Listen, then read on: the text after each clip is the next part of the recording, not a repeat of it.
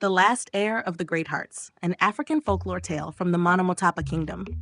A long time ago, before the river Zambezi learned to twist like a snake, and before the stars carved their place in the sky, the Monomotapa Kingdom rose, proud, golden, and guarded. But their strength did not come from spears or steel.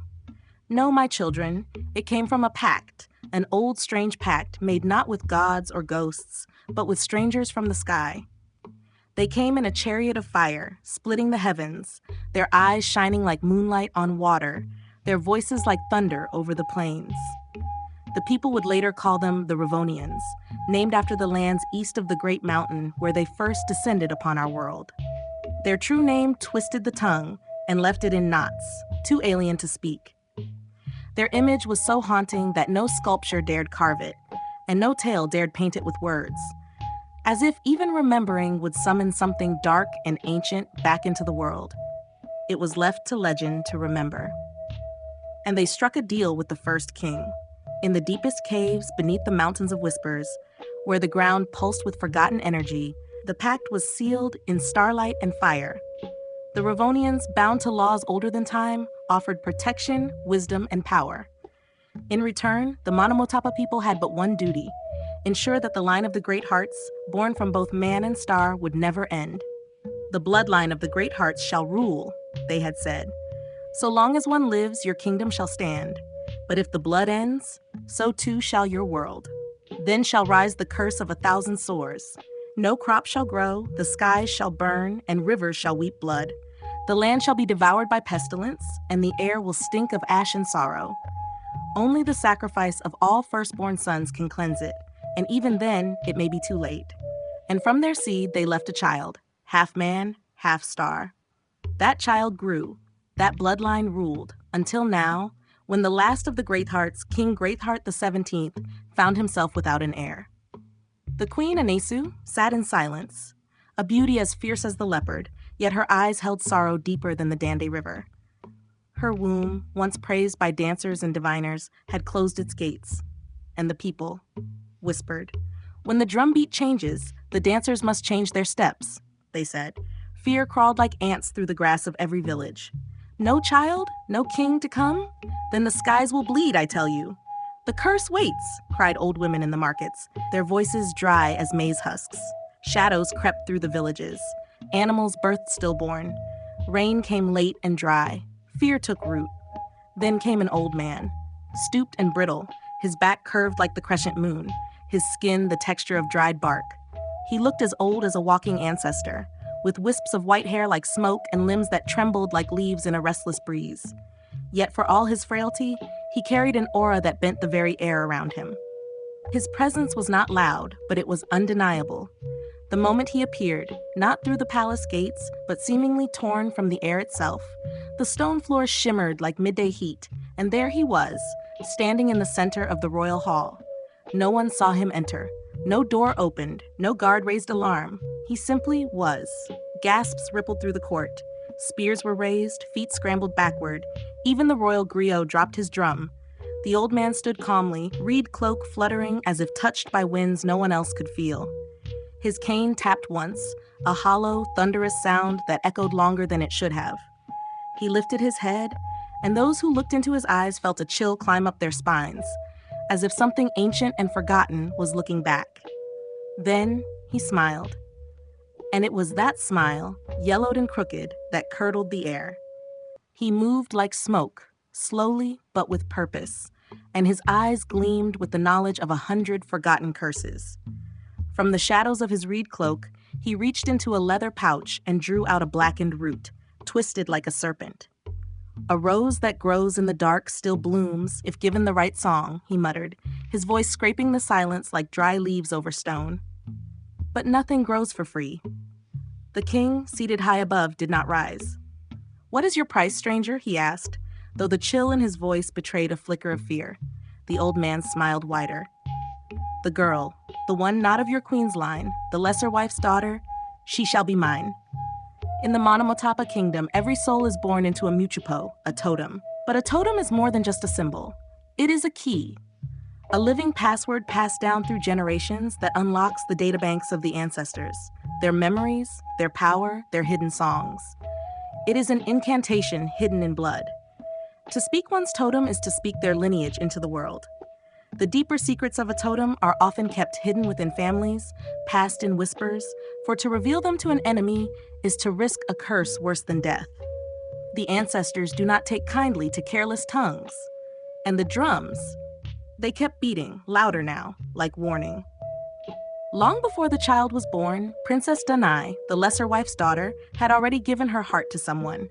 Not a prince or warrior, but a young man named Tavanga, son of a beekeeper from the eastern forests. His hands smelled of wild honey, and his eyes held the stillness of deep rivers. They would meet near the sacred baobab, where birds told stories and the wind carried secrets.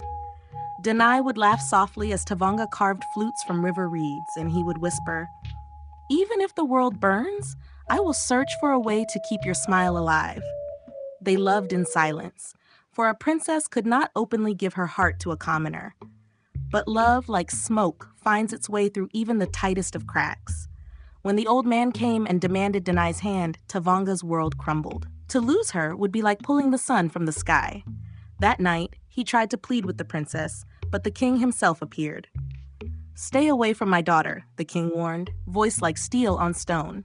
"If I hear your name again, the palace guards will find your hut, and your family will be banished from the kingdom." Tavanga bowed and left, heartbroken, eyes burning.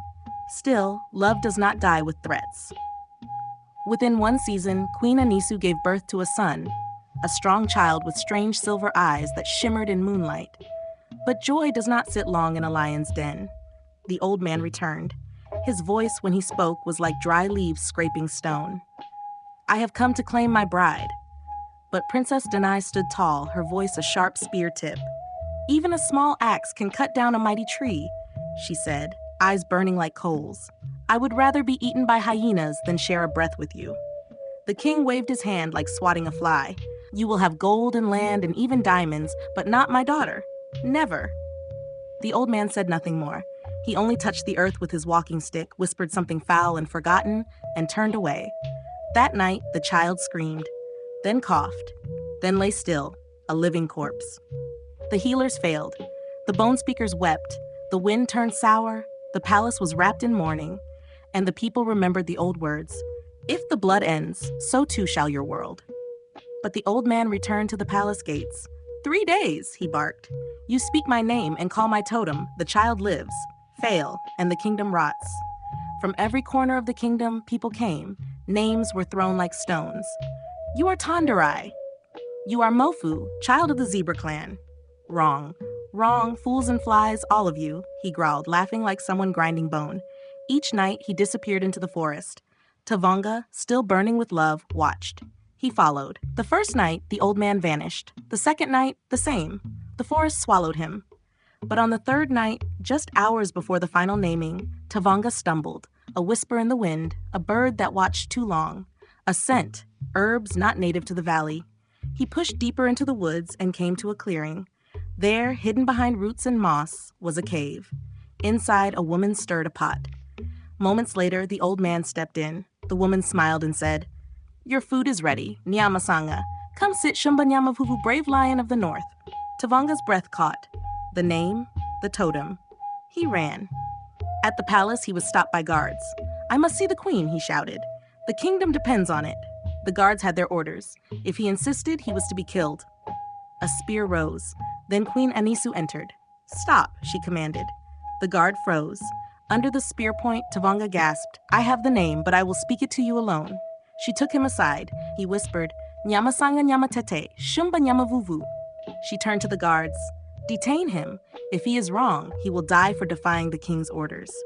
They waited. The old man entered the courtyard, raised his staff, ready to end a kingdom. But Queen Anisu stood tall. "We know who you are," he sneered. "Do you?" She said, "Nyamasanga Nyamatetete, Shumba Nyamavuvu, of the lion totem, brave hunters from the north." His body cracked, skin split, fire burst from his eyes and mouth. He screamed, lifted into the sky, torn apart by time itself. The wind scattered him across the clouds. And then he was gone. The child gasped, alive. The curse was broken. Tavanga was pardoned. He and Princess Danai were wed. They ruled a corner of the Monomotopa kingdom, guarded by the stars. And to this day, when the moon is thin and the wind speaks in riddles, children gather beneath the old trees and whisper the name that unlocked a curse so ancient, it nearly swallowed a kingdom, and perhaps the whole world.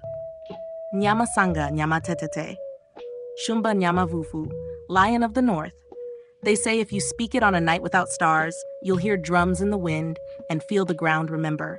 And when strange fires dance deep in the forest, flickering where no flame should live, the elders cross themselves and say, "The old man still burns.